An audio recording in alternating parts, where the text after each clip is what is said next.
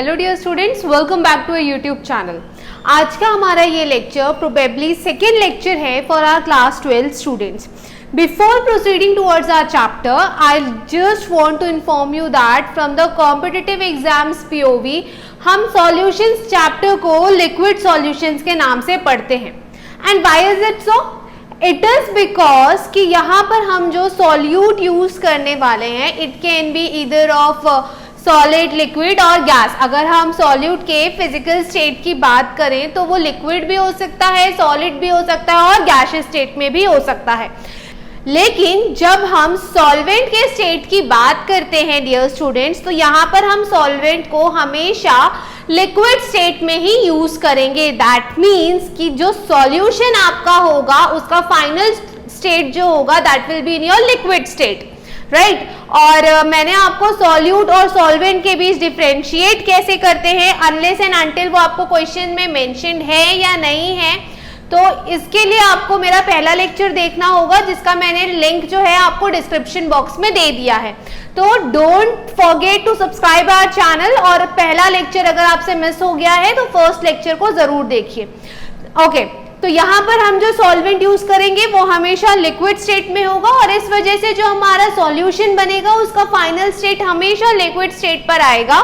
इस वजह से हम इस चैप्टर को लिक्विड सॉल्यूशंस के नाम से पढ़ते हैं, क्योंकि सॉल्यूशन देखिए, अगर हम सॉल्यूशन की बात करते हैं तो दो गैसेस को जब हम मिक्स करेंगे और वो उसका उन दो गैसेस का अगर वो होमोजीनियस मिक्सचर बन जा रहा है तो भी वो सॉल्यूशन कहलाएगा। दो सॉलिड को जब हम मिक्स कर रहे हैं और वो एक दो सॉलिड जो है वो होमोजीनियस मिक्सचर बना रहे हैं तब भी वो सॉल्यूशन कहलाएगा।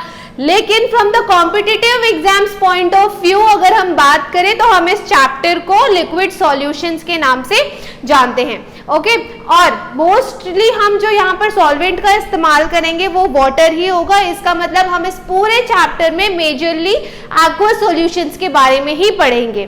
तो चलिए आज का ये लेक्चर स्टार्ट करते हैं। आज का हम जो टॉपिक डील करने वाले हैं that topic is your vapour pressure of a liquid.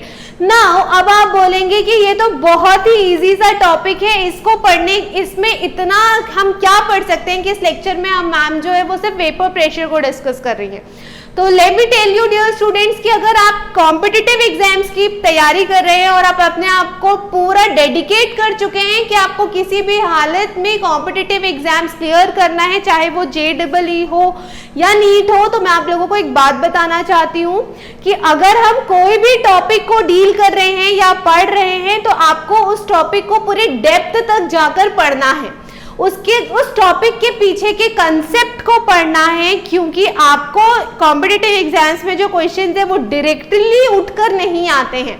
Okay, और जो मेजरली नीट के जो स्टूडेंट्स हैं उनके केमिस्ट्री के पार्ट में न्यूमेरिकल पोर्शन थोड़ा कम होता है और उसमें कॉन्सेप्चुअल क्वेश्चंस बहुत ज्यादा होते हैं, तो इसीलिए हमको हर टॉपिक में डेप्थ को जाकर कवर करना है। ओके, तो इस वजह से आज का हमारा जो टॉपिक है, आज का जो हमारा लेक्चर है, वो उस लेक्चर में हम डील करेंगे vapour pressure of a liquid को। अब आप बोलेंगे कि vapour pressure of a liquid तो सबको समझ में आता है, दैट इज व्हाट कि the pressure applied by the vapours on the surface of a liquid, that is your vapour pressure. But इस वेपर प्रेशर के पीछे का कंसेप्ट क्या है, इसके पीछे की स्टडी क्या है, आज हम इसको देखते हैं। तो चलिए देखिए, मैंने क्या किया हुआ है, एक क्लोज कंटेनर लिया हुआ है और इस क्लोज कंटेनर में मैंने वॉलेटाइल लिक्विड फिल कर दिया है। ओके, नाउ मैंने इस क्लोज कंटेनर में क्या फिल किया हुआ है, वॉलेटाइल लिक्विड फिल किया हुआ है, प्लस मैंने इस इस क्लोज कंटेनर से एक मैनोमीटर को कनेक्ट कर दिया है। Now what is manometer? Manometer is a device used to measure the pressure, right. तो यहाँ पर मैंने क्या किया कि इस क्लोज कंटेनर से मैनोमीटर को कनेक्ट कर दिया है। ठीक, अब क्या हुआ कि अभी प्रोसेस जो है वो स्टार्ट नहीं हुई है और हमने क्या ऑब्जर्व किया कि इस मैनोमीटर में जो मर्करी फील्ड है उसका जो लेवल है वो कुछ इस तरीके से यहाँ पर मेंटेन्ड है। आफ्टर सम टाइम क्या होगा कि ये जो वॉलेटाइल लिक्विड है वो वेपर्स पे क्रिएट होना स्टार्ट हो जाएगा। इसका मतलब क्या हुआ कि जो वॉलेटाइल लिक्विड है वो इवेपोरेट होना स्टार्ट हो जाएंगे और जैसे ही वो इवेपोरेट होना स्टार्ट हो जाएंगे यहाँ पर वेपर्स जो है उनका फॉर्मेशन स्टार्ट हो जाएगा, राइट। यहाँ पर जो है वेपर्स का फॉर्मेशन स्टार्ट हो जाएगा। After some time you will observe कि यहाँ पर जो मैनोमीटर का जो पहले से ही लेवल था वो चेंज हो गया है। अब यहाँ पर जो नया लेवल आया है वो कुछ इस तरीके से हो गया है, ओके। ये जो आपका था ये आपका फर्स्ट था। सेकेंडली कुछ देर बाद आपने क्या ऑब्जर्व किया कि अब जो मरकरी का लेवल है वो यहाँ से ना आकर वो कुछ इस तरीके से एडजस्ट हो गया है। और फिर काफी देर तक आपने ये ऑब्जर्व किया कि जो मरकरी का जो लेवल है वो कांस्टेंट हो गया है। Now what is the reason behind it कि मरकरी का जो लेवल था कुछ टाइम के बाद कांस्टेंट हो गया और हमने उसी कांस्टेंट प्रेशर को नोट कर लिया और हमने क्या कह दिया कि ये जो यहाँ पर हाइट का डिफरेंस आ रहा है दैट इज योर एच, यही आपका क्या हो गया vapour pressure of your liquid. आपने जो भी XYZ वोलेटाइल लिक्विड यहाँ पर लिया था वो उसका क्या हो गया vapour pressure of a liquid, okay. Now tell me कि ऐसा क्यों हुआ कि आप कुछ टाइम के बाद आपने ऑब्जर्व किया कि जो प्रेशर था वो कांस्टेंट हो गया। What is the reason behind it? Reason ये है डियर स्टूडेंट्स कि इनिशियली जब प्रोसेस स्टार्ट नहीं हुई थी तब आपने क्या ऑब्जर्व किया था कि रेट ऑफ इवेपोरेशन जो है it was greater than rate of condensation, right. Previously initially जब प्रोसेस स्टार्ट हो रहा था तो आपने ऑब्जर्व किया कि रेट ऑफ इवेपोरेशन जो है it was greater than rate of condensation, okay. Now after some time आपने क्या ऑब्जर्व किया? आपने ऑब्जर्व किया जब ये मरकरी लेवल जो है वो कांस्टेंट हो गया। वो कब हुआ? जब रेट ऑफ इवेपोरेशन किसके इक्वल हो गई? रेट ऑफ कंडेंसेशन के। इसका मतलब क्या हुआ कि जब ये पूरा सिस्टम इक्विलिब्रियम पे आ गया तब आपकी जो मरकरी का जो लेवल था वो कांस्टेंट हो गया और उसी लेवल पे आपने क्या किया वेपर प्रेशर जो है लिक्विड का वो मेजर कर लिया, ओके। अब एक चीज और समझते हैं कि यहाँ पर जो वोलेटाइल लिक्विड है वो वेपर्स में कन्वर्ट हो रहे हैं, तो इस प्रोसेस को हम इवेपोरेशन बोलेंगे या वेपोराइजेशन बोलेंगे। क्या इवेपोरेशन और वेपोराइजेशन दोनों सेम है या दोनों में डिफरेंस है? आप कुछ बच्चे ये सोच रहे होंगे कि both are same, but no, यहाँ पर बहुत ही ह्यूज डिफरेंस होता है in the terms evaporation and vaporisation. अगर मैं इवेपोरेशन टर्म की बात करूं तो evaporation is the process which occurs below the boiling point of any liquid, okay. Evaporation वो प्रोसेस होता है जो किसी भी लिक्विड के बॉइलिंग पॉइंट के बिलो टेक प्लेस कर रहा होता है, दैट इज योर इवेपोरेशन।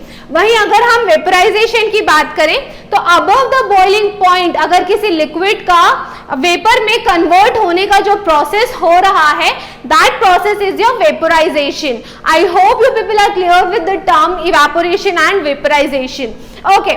अब हम समझते हैं कि यहाँ पर जो लिक्विड है वो वेपर में कन्वर्ट हो जा रहा है, इसके पीछे का कंसेप्ट क्या है, कोई भी लिक्विड किस तरीके से वेपर में कन्वर्ट हो जाता है उसको समझते हैं। तो चलिए देखिए, suppose I have taken an open container, okay. यहाँ पर मैंने क्लोज कंटेनर लिया था, अब अगेन मैंने क्या किया है एक ओपन कंटेनर लिया हुआ है और इस ओपन कंटेनर में मैंने एक वोलेटाइल लिक्विड फिल कर दी है। अब इस वोलेटाइल लिक्विड का मैं सरफेस जो है सरफेस को सिर्फ ड्रॉ कर रही हूँ। आप ध्यान से देखिएगा कि यहाँ पर क्या होगा कि सरफेस के अपने मॉलिक्यूल्स होंगे, राइट। अगर मैं इस लिक्विड की वोलेटाइल लिक्विड की बात करूं तो वोलेटाइल लिक्विड में सरफेस के अपने मॉलिक्यूल्स होंगे।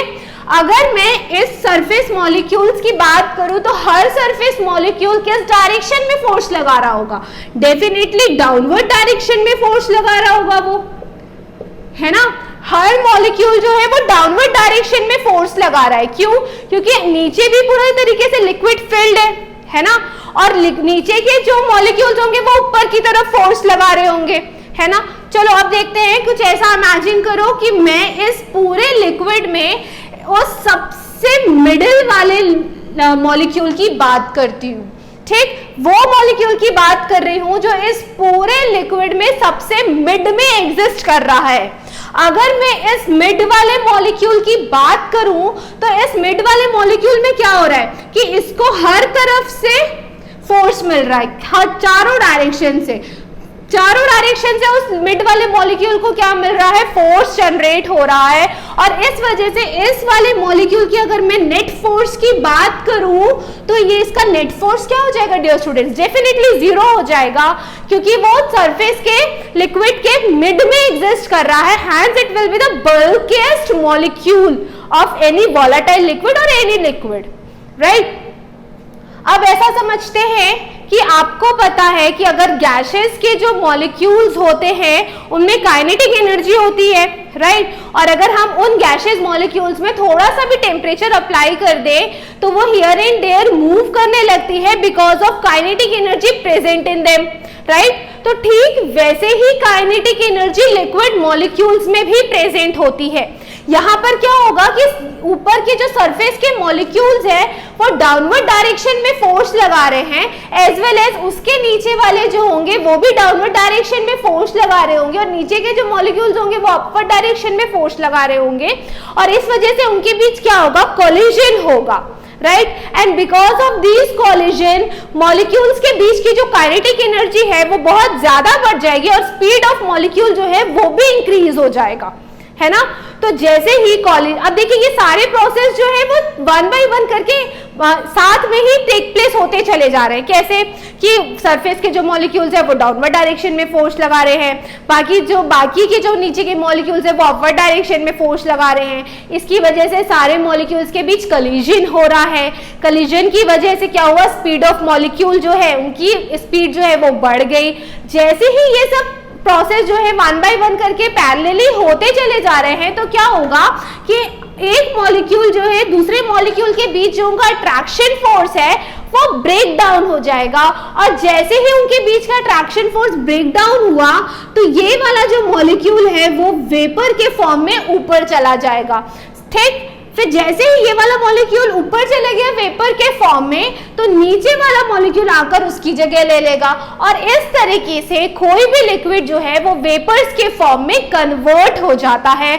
और इस तरीके से वन बाय वन पैरेलली ये प्रोसेस कंटिन्यूअसली अकर करती रहती है। और इस तरीके से अब देखिए जैसे ये ओपन कंटेनर है तो सारे मॉलिक्यूल्स जो हैं वो वेपर्स के फॉर्म में इवेपोरेट हो गए। लेकिन अगर मैं इसको क्लोज कंटेनर में ले लूं जैसा कि मैंने यहां पर लिया था, तो यहां पर क्या हो रहा है कि सारे वेपर्स यहीं पर इकट्ठा हो जा रहे हैं और उनको एस्केप करने की जगह नहीं मिल रही है। तो यहां पर क्या हुआ कि कुछ टाइम के बाद यहां पर number of vapours plus number of molecules, liquid molecules plus number of vapour molecules एक टाइम पर आकर कांस्टेंट हो जाएंगे, क्योंकि यहां पर वेपर्स के पास अब जगह नहीं है एस्केप करने की। तो वो क्या करेंगे, अब यहाँ पर जो वेपर्स हैं वो कूल डाउन होके नीचे की तरफ गिरने लगेंगे। तो molecules of liquid will be equal two molecules of vapour, और उसी टाइम पे क्या होगा, उसी टाइम पे आपका इक्विलिब्रियम कंडीशन अकर होगा, और उसी टाइम पे किसी भी लिक्विड का वेपर प्रेशर जनरेट होगा जिसको हम vapour pressure of a liquid बोलेंगे, और उसी को हम नोट डाउन करेंगे as the vapour pressure of a liquid. I hope you people are very much clear about the concept behind vapor pressure of a liquid. Okay dear students, आज के lecture में हम सिर्फ इतना ही डिस्कस करते हैं। अपने नेक्स्ट लेक्चर में हम प्रॉपर्टीज ऑफ वेपर प्रेशर को डिस्कस करेंगे, और फिर उसी प्रॉपर्टी से हम क्लॉसियस-क्लैपेरॉन इक्वेशन को डिराइव करेंगे। And dear students, it is the most important topic for your competitive exams, that is what Clausius Clapeyron equation, because past years में आपको इसी इक्वेशन से क्वेश्चंस पूछे गए हैं, तो उन सारे क्वेश्चंस को भी हम ब्रीफली डिस्कस करेंगे। Till then, keep watching our videos and don't forget to subscribe our channel. Thank you.